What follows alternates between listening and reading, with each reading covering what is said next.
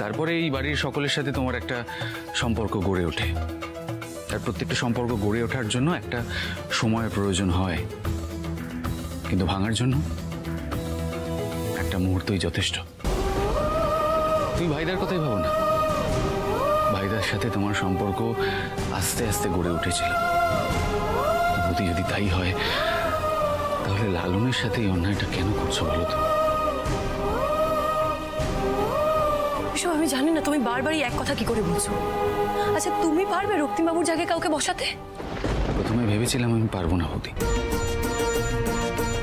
এখন মনে হচ্ছে আমি ইনফ্যাক্ট আমরা সকলে পারবো।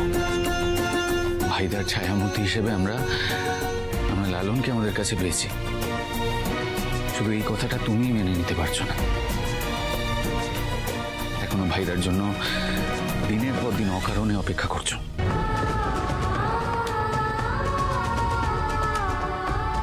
বিশ্বাস করো বৌদি, যে চলে গেছে সে আর কোনোদিনও ফিরে আসবে না। চাঁদনিকে হারানোর পর দিনের পর দিন আমি এই কথা নিজেকে বুঝিয়েছি। বৌদি এবার তোমার পালা। এটা তুমি আমার আবদার বলো, তোমাকে রিকোয়েস্ট বলো, যে চলে গেছে তার জন্য যে আছে তাকে প্লিজ এইভাবে দূরে ঠেলে দিও না। প্লিজ লালনদাকে ফিরিয়ে নিয়ে আসো।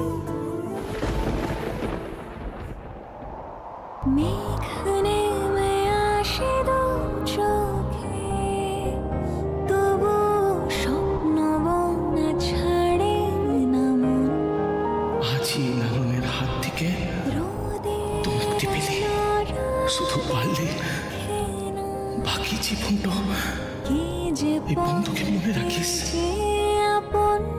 তাহলেই হবে।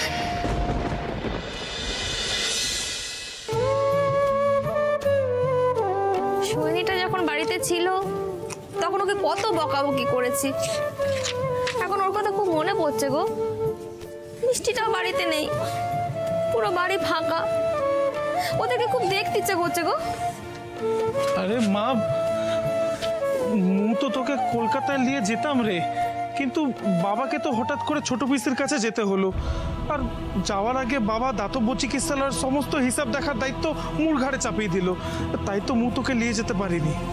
আরে কাকি, এদিকের কাজটা হয়ে যাক, তারপর মোরা সকলে মিলে কলকাতা যাব, কেমন? তোদের কাউকে যেতে হবে কি, মোরা নিজেরাই চলে এসেছি পড়তে।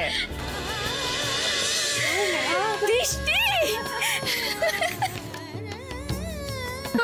মানে শোন আমা